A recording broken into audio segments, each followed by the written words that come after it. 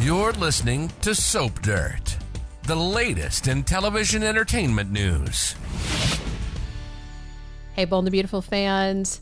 Well, Justin Barber sure seems convinced that there is no way to stop Carter Walton from his sketchy takeover at Forrester Creations, but I just do not buy it. It is Belinda from Soap Dirt, and I suspect Justin is selling Ridge Forrester a bill of goods and telling big, bad lies about the legality of what Carter has done and that it is unstoppable. Before we dive in, though, please click subscribe if you're not following us. So it made no sense that when Ridge found out that Carter, his trusted COO and Forrester attorney, screwed them over, that he turned around and called Justin for legal advice. After Brooke revealed to Ridge that Carter and Hope were plotting a corporate coup, he decides to call Bill Spencer's ex-lawyer to consult on this matter. The biggest question is why Ridge would trust Justin. History tells him clearly Ridge cannot trust this guy.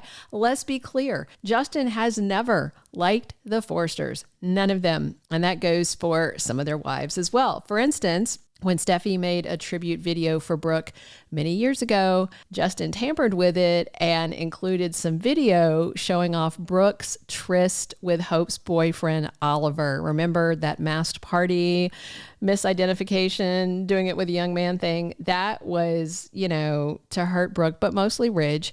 And most, but not all of Justin's anti-Forrester antics were done on behalf of Dollar Bill, aimed at Ridge. For the past 15 years, Justin has done bad things to various Forresters, mostly to Ridge. Recall when Justin shoved Ridge out of a helicopter trying to kill him on Bill's orders? And then it was like 3 years ago, I think, when Ridge said he still had PTSD from Justin pushing him out of that helo, and Ridge said he still had nightmares about falling. Back in 2021, Liam and Dollar Bill ran over drug dealer Vinny and drove away. Bill and Liam were arrested, and then Thomas came across evidence that Vinny had thrown himself in front of their car on purpose to kill himself and set them up. When Thomas revealed he could exonerate the two Spencers, well, Justin punched Thomas, knocked him out, and locked him in a cage in a basement to keep him quiet. That's because Justin wanted Bill and Liam to stay in jail and go away for years so he could take over their company. Justin was upset at Bill, felt unappreciated, and decided to take over Spencer Publications because Justin didn't get promotions he thought he was owed. Does that sound familiar? Like somebody who's taking over a company right now, like Carter. Back then, Thomas actually convinced Ridge he didn't want to press charges because of his own bad deeds. And Justin vowed to do anything for Ridge if he would not send him to jail. And then he got a call to do a sketchy deed for Ridge, and Justin jumped right to it. If you don't remember, Ridge had Justin follow Quinn and bust her cheating on Eric with Carter. They begged Justin not to tell on them, but he did anyway, and he reported back to Ridge. And maybe since Justin did that one task for Ridge, he thought he could trust the guy. But I'm pretty sure Justin is not trustworthy at all, not where the Forresters are concerned. Here's why Ridge's new lawyer may betray him. First, Justin has a son with Donna Logan, if you remember, Marcus Walton Forrester. Recognize that middle name, Walton? If you don't remember, Carter's parents adopted Justin's son, Marcus, and he was raised as Carter's sibling. That is a family tie, even though Justin did expose Carter sleeping with Quinn. He might have felt a little bad about it, but Justin had to save his own butt and make sure Ridge wouldn't change his mind and send him to jail. Now, that's all behind them. I do suspect Justin's had some time to rethink any sense of loyalty to the Forresters. For one thing, I am quite sure he blames Thomas Forrester for his niece Emma Barber's death. I know most fans do. And then, of course, Thomas foiled Justin's takeover plans at Spencer, and a woman that Justin once loved, Donna, is married to Eric Forrester now. And again, Bill taught Justin to hate all Forresters. So yeah, I don't know why Ridge thinks Justin can be trusted. And here's the thing. Ridge fired Carter after he and Steffi signed the LLC papers, but before Carter filed them with the state of California. So Ridge called in Justin once he knew from Brooke that Carter and Hope were plotting this coup, and he gave Justin a copy of the papers to take with him.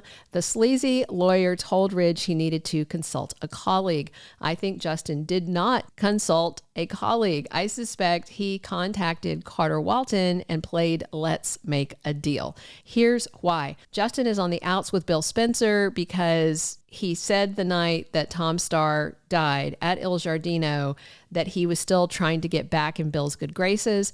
And that means Justin is not going to be getting into a position of trust with Dollar Bill again. And it sounds like Justin is working at a law firm, not at Spencer. Meanwhile, Carter wants to be in charge at Forrester Creations, but he needs to shove Ridge and Steffi out of the way, and Eric too, for that matter. And if Justin can convince Ridge that there is no recourse and nothing can stop Carter, then Justin may get a nice big reward. You know, maybe he'll be Forrester Creations' new lawyer, or maybe it's just a hefty payoff. I mean, Carter's already doing so many bad things, so what's one more bad thing like having Justin lie? And here's why I know that Ridge is getting lies from Justin. There is always a way to fight something in court. Even if you don't have a leg to stand on and no hope of winning, you can drag anybody into civil court. And based on my research, Carter absolutely has no right to take over, nor did he even have the right to file the papers. And Justin's task seems to be to convince Ridge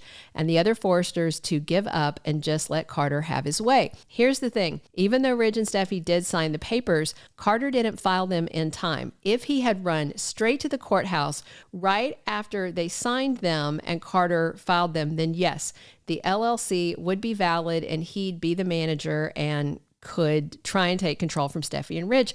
But here's the wrinkle. Carter didn't do that. Instead, he decided to go take a tumble with Hope at her little dinky cabin instead. And then Brooke ratted them out and Ridge fired him. And from the moment Carter lost his job at Forrester, he had no legal authority to file those papers. California law is very clear. From the moment you're fired, you lose all legal authority to act on behalf of a company. The only way Carter could have legally filed those LLC docs was if he had a power of attorney signed by Ridge and Steffi that was written to stay in effect after he was terminated. And that would be insane for them to sign, and it doesn't exist. We've never heard of it.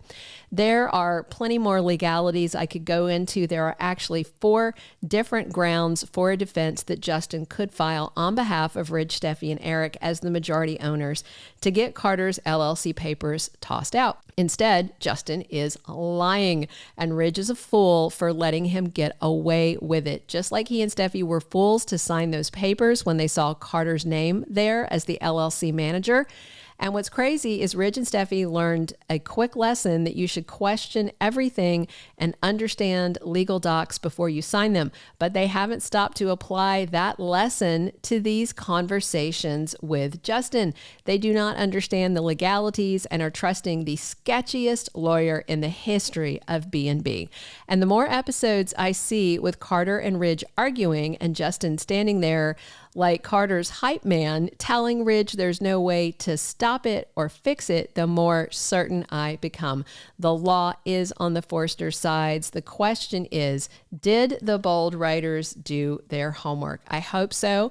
And if so, that means Justin Barber is a big old liar making dirty deals with Carter behind their back.